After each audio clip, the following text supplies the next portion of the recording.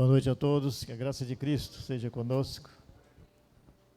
Louvamos a Deus por essa noite, por tudo que Ele tem nos dado, né, irmãos? Que bom, estamos aqui juntos, louvando, bendizendo ao Senhor e cultuando, né, o Senhor das nossas vidas. Nós vamos ler a palavra de Deus nesse momento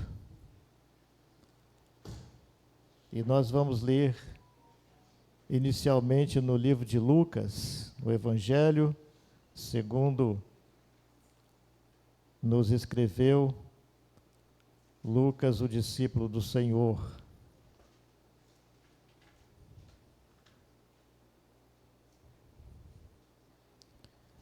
O grande companheiro, né, de Paulo, do apóstolo Paulo.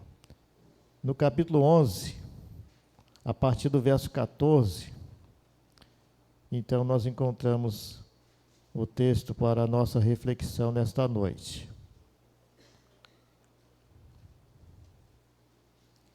Os flamenguistas estão alegres hoje, né? Mais uma vez. Mais um campeonato, né?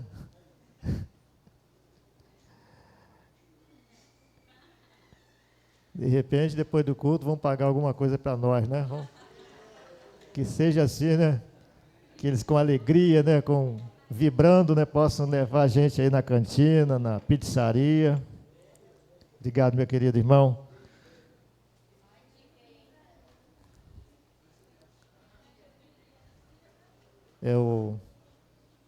Esqueci o nome. Carlos Henrique. Nome bonito, né? Carlos Henrique. Diácono. Você está sendo diácono, sabia? Sim, meu irmão. Sim, em nome de Jesus. Servo do Senhor, né?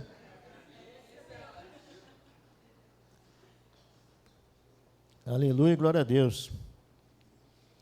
Eu louvo a Deus porque tenho encontrado bons diáconos. Até hoje, sempre foram bênçãos na minha vida e na nossa igreja, não é? Nas nossas igrejas. A palavra de Deus, então, diz para nós, irmãos, em Lucas, capítulo 11, verso 14 em diante, que estava, no caso Jesus, né, estava ele expulsando um demônio, o qual era mudo, e aconteceu que, saindo o demônio, o mudo falou, e maravilhou-se a multidão, mas alguns deles diziam: ele expulsa os demônios por Belzebu, príncipe dos demônios. E outros, tentando, pediam-lhe um sinal do céu.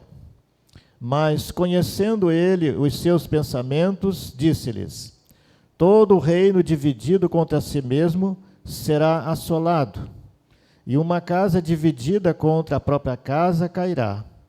E se também Satanás está dividido contra si mesmo, como subsistirá o seu reino? Pois dizeis que eu expulso os demônios por Belzebu. E se eu expulso os demônios por Belzebu, por quem os expulsam vossos filhos? Eles, pois, serão os vossos juízes. Mas se eu expulso os demônios pelo dedo de Deus, Mateus vai dizer que é pelo Espírito, né, de Deus, lá em Mateus 12, que também retrata esse mesmo texto, né? Certamente a vós é chegado o reino de Deus. Jesus então expressa, né? Mas se eu expulso os demônios pelo dedo de Deus, ou pelo Espírito de Deus, certamente a vós é chegado o reino de Deus. Quando o valente guarda armado a sua casa, em segurança está tudo quanto tem. Mas sobrevindo outro mais valente do que ele, e vencendo-o, tira-lhe toda a sua armadura em que confiava e reparte os seus despojos. Quem não é comigo é contra mim, e quem comigo não ajunta, espalha. Quando o espírito imundo tem saído do homem, anda por lugares secos, buscando repouso, e não o achando, diz: tornarei para minha casa de onde saí. E chegando, acha varrida e adornada. Então vai e leva consigo outros 7 espíritos piores do que ele, e entrando, habitam ali. e o último estado desse homem é pior do que o primeiro. E aconteceu que, dizendo ele estas coisas, uma mulher dentre a multidão, levantando a voz, lhe disse: Bem-aventurado o ventre que te trouxe e os peitos que te amamentaste. Mas ele disse: Antes, bem-aventurados os que ouvem a palavra de Deus e aguardam. Amém, irmãos? Então, a gente indo em Mateus capítulo 12...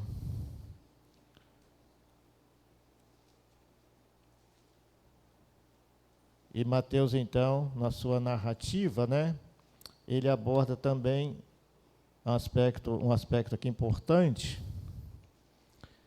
No verso 22, do capítulo 12 de Mateus, que retrata o mesmo episódio, Mateus, então, retrata dessa forma: Trouxeram-lhe, então, um endemoniado, cego e mudo, e de tal modo o curou, que o cego e mudo falava e via. E toda a multidão se admirava e dizia: Não é este o filho de Davi?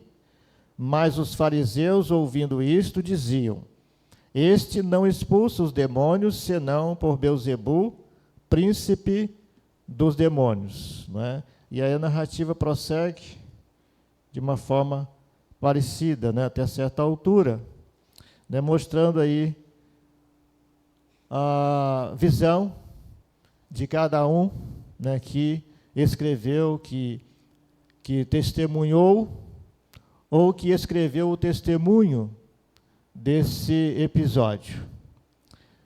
Lucas, né, vai informar que ele era mudo, e Mateus informa que era mudo e cego. Então pensamos nessa noite, né, impedidos de ver e ouvir. Um grupo de líderes religiosos fariseus não conseguia distinguir entre a obra de Deus e a obra de Satanás. Em vez de se regozijar por Deus ter enviado um Redentor, eles se rebelam contra a verdade de Deus. E interessante que a verdade está ali, de forma muito clara, não é? Muito evidente, a verdade encarnada, que é Jesus, né? O Senhor. E a verdade está ali com a verdade, e realizando, né, um milagre extraordinário, libertando uma vida que estava presa nas mãos de Satanás. Beelzebu era um dos nomes do deus Baal dos filisteus, conforme está lá em 2 Reis, capítulo 1, e de 1 a 3. E significa Senhor das moscas, Senhor dos ídolos. Uma variação desse nome é Beelzebu, que significa Senhor da habitação, e que vai se encaixar, então, com a ilustração que Jesus faz. Os judeus costumavam usar essa designação para se referir a Satanás. Os líderes não só rejeitam a obra de Deus, como também o tentam, cometendo um pecado muito perigoso. Se de fato é de Deus, prove isso nos dando um sinal do céu. E Jesus, então, conhece, né, o coração deles, como Jesus conhece todas as coisas, de uma forma clara, e a Bíblia vai falar para nós, né, também sobre isso, né? E na carta aos Romanos, o apóstolo Paulo vai dizer, no verso 17, verso 17, ele aqui, né, Jesus vai mostrar, né, para nós: mas conhecendo ele os seus pensamentos, disse-lhes: todo o reino dividido contra si mesmo será assolado, e uma casa dividida contra a própria casa cairá. Lá na carta aos Romanos, capítulo 8, 27, a Bíblia diz: e aquele que examina os corações sabe qual é a intenção do Espírito, e é ele que, segundo Deus, intercede pelos santos. Amém, irmãos? Esse é o nosso Salvador, é o Senhor Jesus, né? Que conhece, de fato, as necessidades de cada ser humano. Jesus, então, olhando, né, para aquele quadro, olhando para aqueles corações equivocados, e abraçados a uma religião, mas não conseguindo entender, não conseguindo ver com clareza e nem ouvir com os olhos espirituais, né? E então Jesus vai ensinar, né? Vai exortar para que as vidas fossem edificadas. E Jesus então aborda então 3 argumentos para que eles possam estar pensando, né? O primeiro argumento que Jesus elabora é: por que Satanás lutaria contra si mesmo, dividindo o próprio reino? Isso não tem lógica alguma. Então Jesus vai mostrar para eles que a existência do diabo é real, é fato. Jesus acredita na existência do diabo. Jesus enfrentou o diabo. Jesus, antes de entrar no ministério, ele passou 40 dias no deserto sendo tentado pelo diabo. E Jesus, mais do que todos nós, de toda a humanidade, conhece, né, muito bem o diabo. Sabe a sua origem, sabe o seu final e sabe do seu perigo. Muito embora hoje ele esteja derrotado, mas ele está derrotado e enfurecido. E a Bíblia nos alerta, né, com muita propriedade, para nós termos cuidado, né? Um dos professores meus do seminário, já de uma longa data, né, ele retratava, é um teólogo, escritor, muito respeitado, que era o pastor Delci de Souza Lima, falecido há um tempo atrás, não muito tempo, né, com quase 100 anos de idade, 90 e poucos anos. E ele retratava o diabo como um touro muito bravo, amarrado. E ele disse: mas se você chegar perto desse touro e der moleza, ele, com um balanço que ele dá, chama de cornada, ele te derruba e te machuca muito. Então, a Bíblia fala para nós, né? O diabo está derrotado, Jesus o venceu, mas ele está atuando e a Bíblia manda tomar cuidado, né? Porque ele anda ao redor buscando a quem possa tragar. Então Jesus, ele mostra para nós que ele acreditava. E pode ser que para alguns da nossa humanidade seja um mito, né, a existência do diabo, assim como também a existência de Deus, porque há muitas pessoas, né, nesse mundo que também ignoram ou que têm um conceito muito diferente do que seja Deus, né? Deus é todas as coisas, menos Deus pessoal, Salvador, Senhor e Criador de todas as coisas. Então, o primeiro argumento, né, Jesus coloca sobre essa questão: por que Satanás lutaria contra si mesmo? Ele acredita, ele está dizendo ali, porque eles afirmavam que ele estava fazendo assim, né, expulsando o demônio em nome de Beelzebul. A palavra de Deus, então, vai dizer para nós, na carta aos Efésios, capítulo 2, né, mostrando que ele vos deu vida, Efésios 2, de 1 a 3, ele vos deu vida estando vós mortos nos vossos delitos e pecados, nos quais andastes outrora segundo o curso deste mundo, segundo o príncipe da potestade do ar, do espírito que agora atua nos filhos da desobediência, entre os quais também todos nós andamos outrora, segundo as inclinações da nossa carne, fazendo a vontade da carne e dos pensamentos, e éramos por natureza filhos da ira, como também os demais. Então há um domínio, né? Ele existe e ele reina. Há um reino onde ele é o príncipe, ele é o Senhor, que é o reino das trevas. E a Bíblia, então, com muita clareza nos ensina a respeito, né? E Paulo vai dizer na carta aos Efésios, né, que nós, né, fomos libertos, livres né, da ação maligna. Nós, então, fomos libertos desse reino das trevas, porque agora nós somos transportados para o reino da luz, aonde Jesus é o Senhor. No capítulo 6, verso 10, também na carta aos Efésios, a Bíblia diz para nós: quanto ao mais, sede fortalecidos no Senhor e na força do seu poder, revesti-vos de toda a armadura de Deus, para poderes ficar firmes contra as ciladas do diabo. Porque a nossa luta não é contra sangue e carne, e sim contra os principados e potestades, contra os dominadores deste mundo tenebroso, contra as forças espirituais do mal, nas regiões celestes, aonde nós habitamos, debaixo do céu. Então, como Deus é bom, como Deus é gracioso, como a salvação nos beneficia, como Jesus, Ele nos guarda, nos protege, porque Ele é esse valente que o texto fala, né? Que invadiu a casa do inimigo e saqueou os seus bens, os seus despojos. Ele tirou, e Ele está tirando a cada dia os despojos do diabo.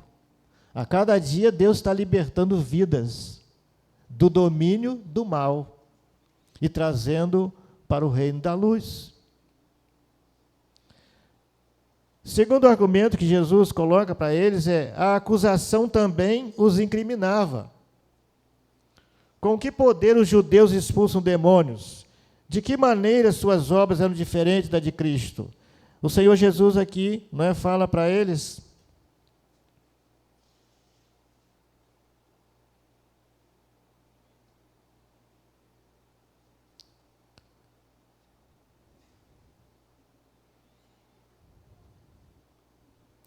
verso 19, e se eu expulso os demônios por Belzebu, por quem os expulsam vossos filhos? Eles, pois, serão os vossos juízes.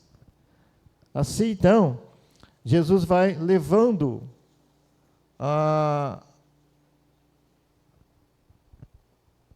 eles a pensar nas suas afirmações infundadas,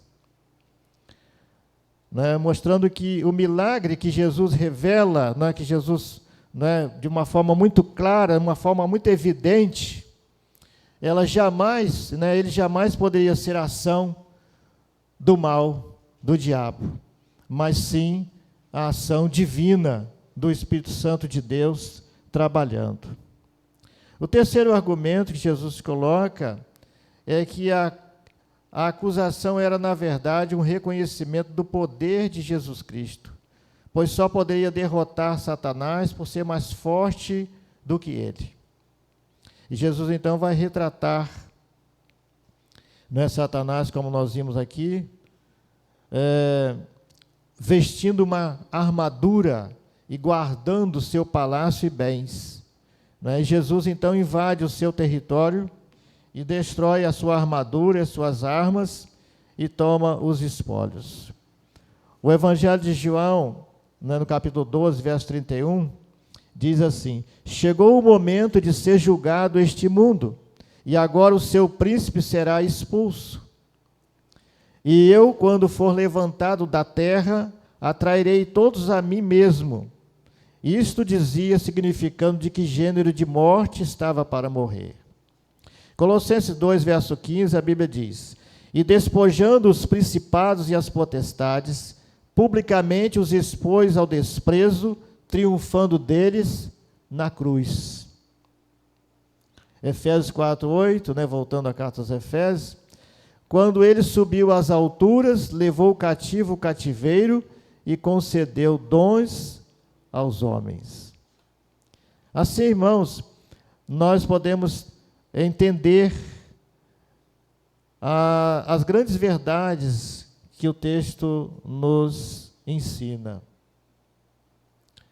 Que há um inimigo que atua, que busca, né, os seus interesses, podemos dizer assim, e que insiste a cada dia em tirar alguém do caminho.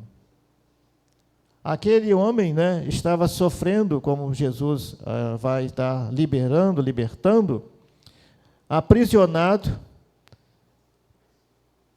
de forma impedido, né, de falar e de ouvir. E quando ele é libertado,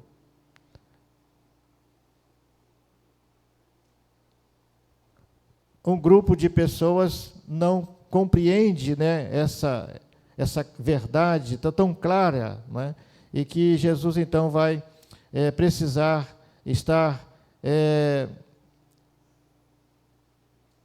sendo, né, tão incisivo, né, para que eles pudessem pensar. E Jesus vai, né, colocar, né, uma lição muito interessante nesse texto, sobre, né, o perigo da neutralidade. Aqueles que não escolhem a verdade, eles precisavam escolher, né? Aqueles fariseus, aquele público de Jesus precisava escolher, fazer a escolha certa. E não atribuir a ação do bem em consequência do mal, né? Um instrumento do mal fazendo bem. De forma que Jesus então vai seguir dando uma lição, né, para que eles pudessem ser despertados. Não sei se eles conseguiram ser, né, irmãos? Diz que Jesus, lá no verso 23, quem não é comigo é contra mim, e quem comigo não ajunta, espalha. Eles precisavam entender e escolher a verdade de Deus, a verdade clara. Escolher e entender que Jesus Cristo é o Senhor. Ele ali é o Messias de Deus, sim. Ele ali estava revelando o poder de Deus. Ele sim era o filho de Davi, que as Escrituras haviam apontado. Eles ouviram falar, né? Eles ouviam falar desde a infância sobre essas verdades. E agora, no momento que essa verdade é revelada, eles ainda permanecem com os corações endurecidos. Eles ainda permanecem sem conseguir enxergar e sem conseguir ouvir as verdades. Quem não é comigo é contra mim, quem comigo não ajunta, espalha. E aí Jesus vai contar, quando o espírito imundo tem saído do homem, anda por lugares secos ou áridos, né, buscando repouso, e não achando, diz, tornarei para a minha casa de onde saí. E chegando, acha varrida e adornada. Então vai e leva consigo outros 7 espíritos, piores do que ele, e entrando habitam ali. E o último estado desse homem é pior do que o primeiro.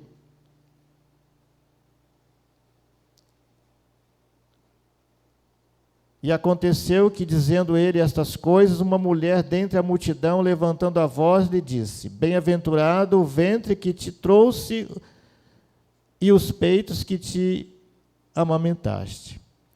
E Jesus então vai dar a definição bem adequada, porque aquelas palavras ali, né, são palavras, apenas palavras. E Jesus vai então dizer, mas, né, disse, antes bem-aventurado os que ouvem a palavra de Deus e aguardam. Felizes, não é? Jesus então ilustra, né, o pecado da neutralidade, né, mostrando que, né, no verso 23, que nós lemos agora também, que há duas forças espirituais agindo no mundo. E nós precisamos escolher uma delas. Satanás espalha e destrói. Jesus, ele junta e constrói. E não há como passar por essa vida sem fazer a escolha certa. O benefício que nós recebemos é quando nós ouvimos essa verdade, essa mesma verdade, essa verdade eterna que fora lá revelada 2000 anos atrás, através desse episódio, e que está sendo revelada hoje. A verdade de que Jesus é o Senhor, Jesus é o Salvador. Ele sim, ele junta e constrói. Mas o diabo, ele espalha e destrói. Por isso Jesus vai contar, a respeito, vai contar essa história, ilustrando-se o pecado da neutralidade. Ele conta a história, então, que nós vimos aqui, de um homem e um demônio. O corpo do homem era a casa do demônio, como nós vimos aqui. Por algum motivo, esse inquilino demoníaco saiu da casa e foi para outro lugar. A situação do homem melhorou no mesmo instante, mas o homem não tomou cuidado. O homem não fez a escolha de convidar alguém para ocupar o lugar. Ele deixou a casa vazia. E agora, então, era preciso, que ele, no mesmo momento, ele escolhesse para que o Espírito Santo de Deus habitasse agora naquela casa limpa. Mas como ele não fez essa escolha, então o espírito maligno voltou com outros. E essa conta aqui dos 7 é uma afirmativa de intensidade. Como Jesus falou, o estado daquele homem se tornou muito pior. Nós sabemos que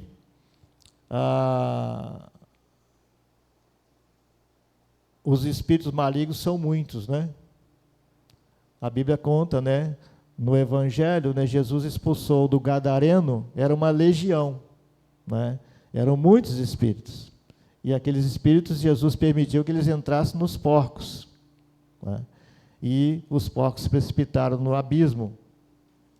De forma que, se aquele homem gadareno, que a Bíblia aqui retrata para nós, tinha uma legião, então é possível também que não só 7, mas 10 ou 15 possam também habitar. E imagine a dificuldade de uma pessoa possessa com um já é complicado, dirá com 7 ou 10. Não quero nem pensar nisso aí. Vamos? Mas realmente não podemos descartar isso não. A gente já viu algumas situações complicadas, mas parece que era só um, e já era difícil, já foi difícil. Então, pensemos nessa situação que Jesus coloca, e como aquelas pessoas estavam sem perceber a seriedade de uma escolher o Senhor Jesus Cristo. Não dá para viver uma vida neutra. A vida espiritual, ela exige que seja feita uma escolha, e uma escolha certa. Ficar do lado de Jesus significa muito mais do que dizer as coisas certas, como a mulher afirmou. Mas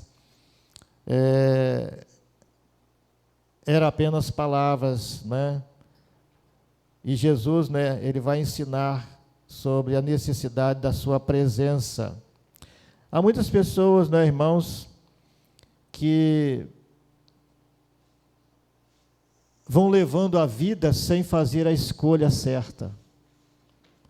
E essa neutralidade pode ser muito dolorosa, para a vida de uma pessoa. Por isso eu convido você nessa noite a fazer a escolha certa e convidar Jesus para habitar no seu coração, para te dar a salvação, fazer a escolha de seguir ao Senhor em todos os dias da sua vida,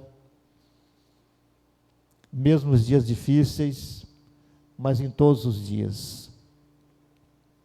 O pastor Tamiro contava uma história, quando ele foi membro da Igreja Batista da Coroa, lá em Campos, e era o pastor Varela, antigão também, e disse que uma família, né, grande era membro da igreja, e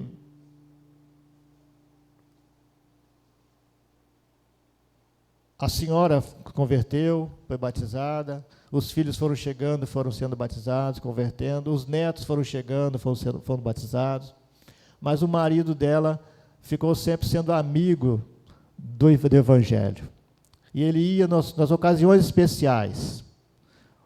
O casamento de um dos filhos, ou do neto, um batizado, o aniversário da igreja, e ele foi levando, até que um dia ele adoeceu muito.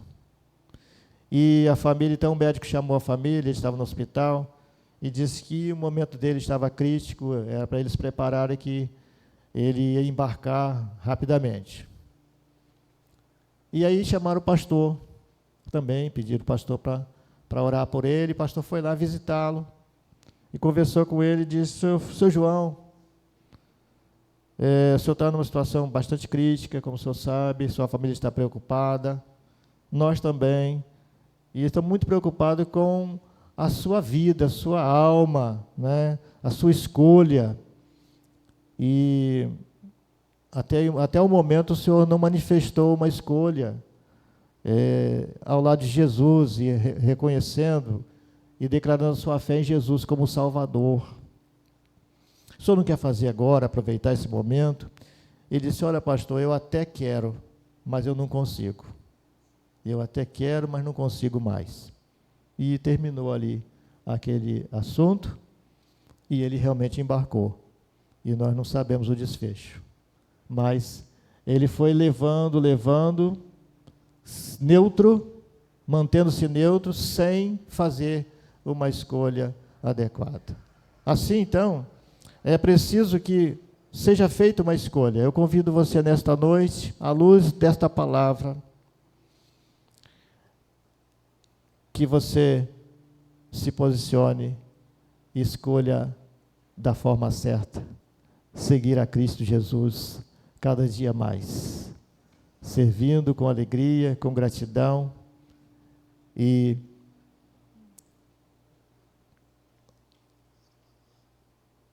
proclamando também essa verdade para quem você encontrar pelo caminho, em nome de Jesus. Amém, irmãos? Ficamos aqui